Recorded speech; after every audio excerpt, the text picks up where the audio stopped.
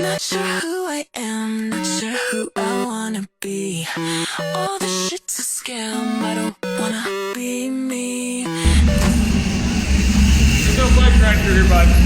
Alright. No, I don't belong, can't contain my jealousy. Stop looking at yourself.